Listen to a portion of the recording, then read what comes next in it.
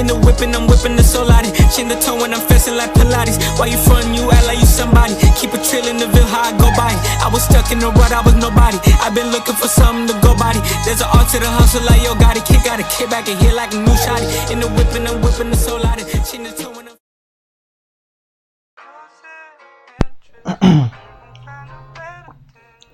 Annie had been captured. Great. Unfortunately, she encased herself in a crystallized state which made it impossible for almost anyone to break through. They were thinking of using Eren's Titan state to break through her crystal, but Levi decided against it. For right now anyways, it would be a waste of resources. They had to deal with more important matters at the moment. There were a couple of things they discovered throughout their voyages. One of these being the fact that the walls held docile titans. Hanj would try getting an explanation out of one of the wall worshippers, but they couldn't get anything out of him, even while threatening to drop him from the top of the wall. Connie would be distraught seeing that everyone in his home village were turned into titans, including his mother, but she was unable to move because her limbs were too small for the new body they were in. The scouts would also find what seemed to be an empty castle. They decided to take refuge in a place for the night after one of the expeditions and investigate the place, looking for any information there that would be of any use to them. Things quickly went south though, as they heard loud thumping coming from what seemed to be outside. That sound was all too familiar to them though. They found their way out to some of the openings within the castle, and their fears were confirmed. Titans. They surrounded the whole area and began beating down on the premises. That wasn't the only thing they saw though. A larger titan covered by fur began walking towards Wild Rose. Needless to say, everyone's efforts trying to defend themselves against the behemoths would be almost completely fruitless. They still had hope though.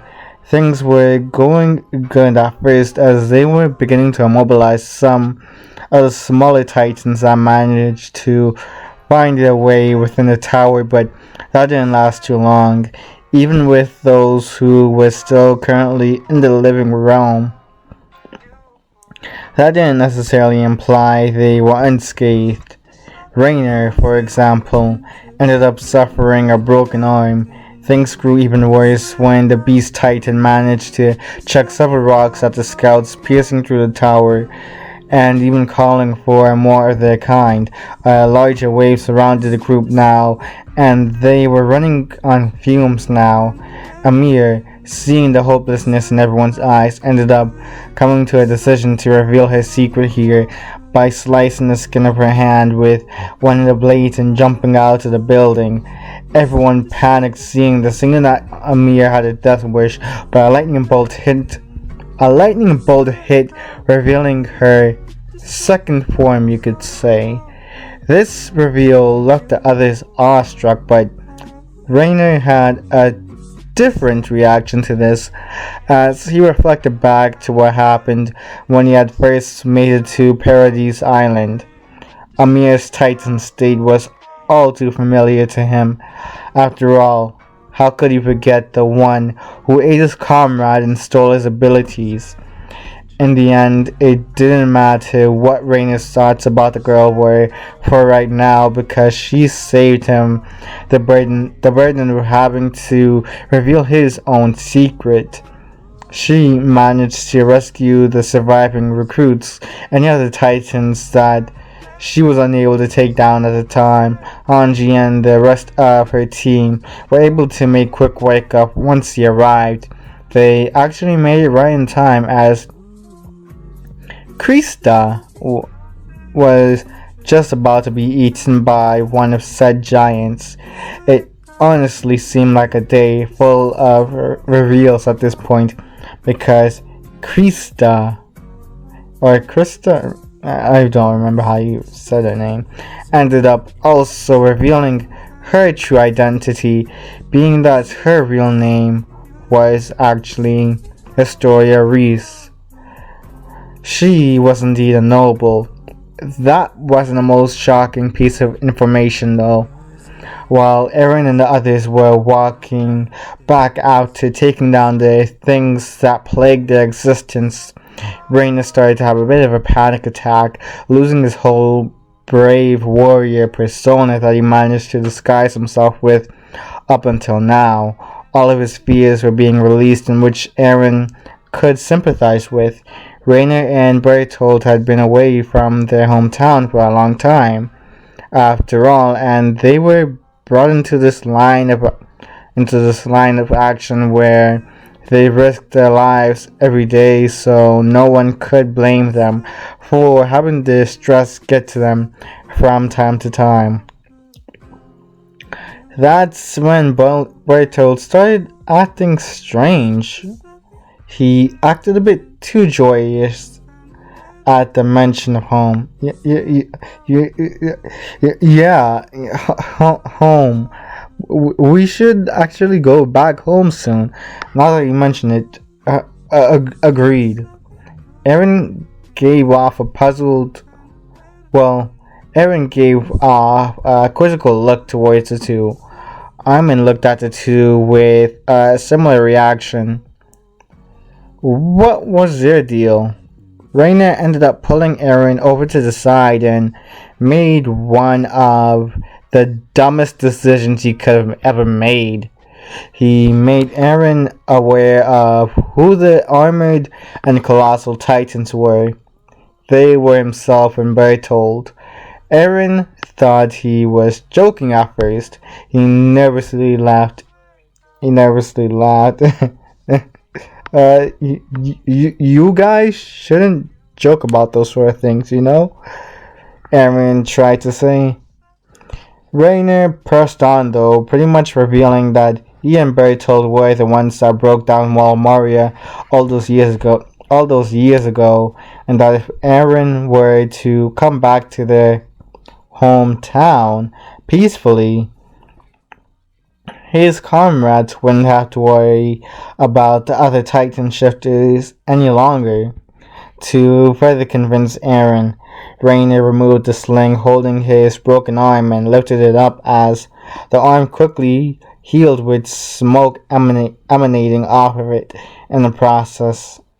Yeah, this confirmed everything.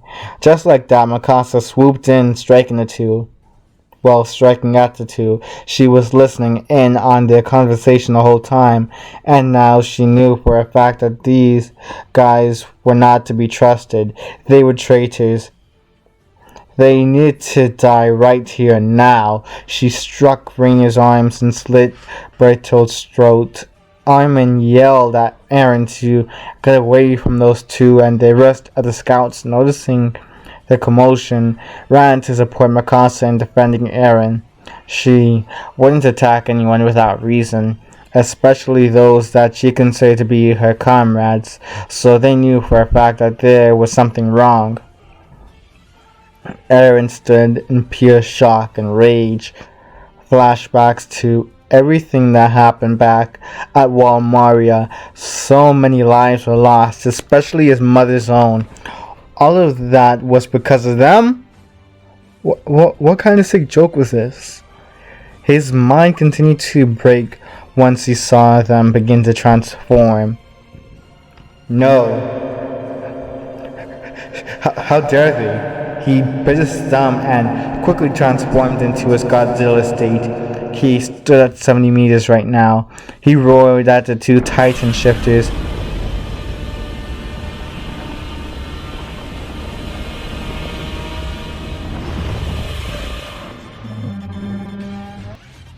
once he saw them in their full forms.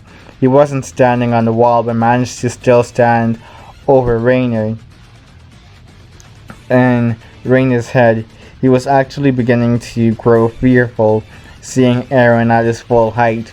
Part of him regretted his decision about revealing himself now, but it was too late to go back now. He had to continue moving forward and complete his mission.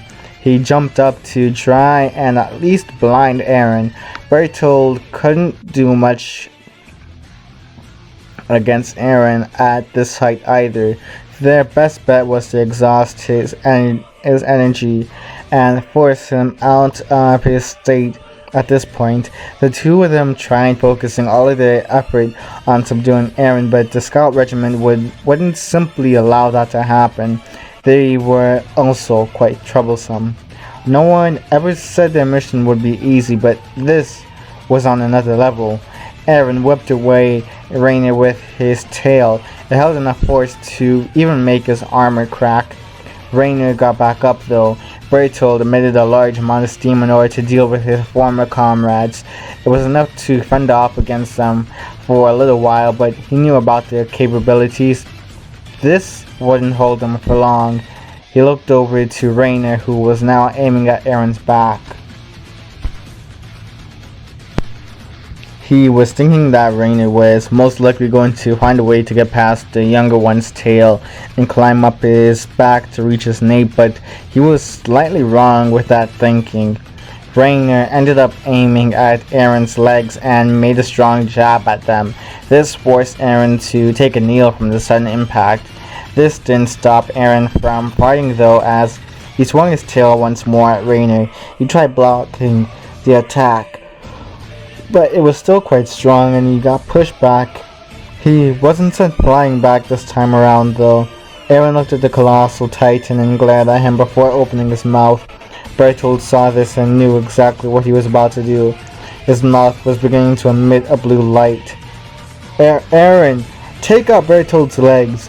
This will at least immobilize him, and we can capture him from there, either him or Rainer's. Hanji yelled. The Godzilla Titan aimed his mouth cannon towards Bertold's midsection. This attack would wipe out both that section and everything else below that area, effectively leaving only Bertold's upper section for the scouts to quickly take action against.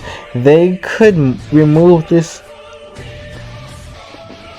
traitor from the protection of this mass of flesh and question him. His plates were glowing as he charged his attack at Bertold, but Rainer tried diverting Eren's attack. He jumped and punched Jaeger in the face in hopes that it would have enough force to redirect the attack, which actually worked. Kinda. The punch had enough force to actually cause the King of Kaiju's head to turn, but only slightly. The atomic blast still hit Bertold's midsection, but not the entirety, just the majority. There was a large hole in place of where that piece of the colossal's abdomen should have been. Bertold collapsed due to his instability while in such a state. The scouts were getting ready to finish off Bertold, but he released a ferocious amount of steam, making it once again impossible to get close. Eren had used up the remains of his energy in that attack and couldn't continue. He was weakened, which made it easier for Rainer to break through his nape and snatch the Jaeger boy. He bit through and held Eren in his mouth. Bertold forced himself out of his Titan and retrieved Amir as well while she was unconscious. He used his ODM gear in order to hitch a ride with Rainer. He was actually overjoyed here because of the fact they were actually able to get the two out of the Titan shifters. They weren't even planning on getting Amir at first, but their mission was progressing much better now. He wanted to get Annie as well, but they'd have to save her for a later date. It wasn't like anyone would be able to break through her hardening anyway, so she was fairly safe. When Eren woke up, he looked around to see where he was. His memories were flooding in, and it took a moment for him to process everything that happened. He had to think about the situation he was in now. Currently, he was in some large forest surrounded by these wild creatures. Alright? His arms were also missing. How nice. The guys that kidnapped him were sitting on a tree branch opposite to him, smiling and waving at him while his bloodlust was rising every second he looked at them. Poggers. He looked back to the right of him and saw that Amir was also captured with her arms cut off as well, so he couldn't even count on her being another line of defense against Bertold and Rainer. An overall assumption of Eren's mood at the moment? Anyone could guess, but Rainer still decided to push it by opening his mouth. So, how are you two today? Rainer asked. Oh, let's see. Besides the fact you guys revealed yourselves to be the Titan shifters who attacked Wall Moria all those years ago, made my life a living hell, attacked us back at Wall Rose and kidnapped me alongside myself, I'd say I'm feeling just peachy. Eren spoke, forcing a smile at the end. Oh, and if you thought cutting off my arms would do anything to stop me from attacking you guys again, even in a forest full of mindless titans, you're sadly mistaken, the boy spoke cheerfully. Just like that, Eren's arms quickly regrew, which left both Bertold and Rainier surprised at this turn of events. Ymir was actually also left in amazement, seeing Eren heal his wounds so quickly. They all knew Eren healed rather quickly, but to such a state like this was practically unheard of. She tried convincing Eren to settle down and listen to what the captors had to say, but he wouldn't be swayed so easily.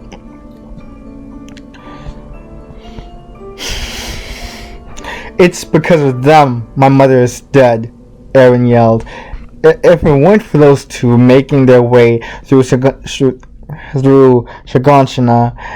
district that day, my mother wouldn't have been trapped under the rubble of our destroyed home, and I wouldn't have had to see her scream in terror as she was being eaten alive.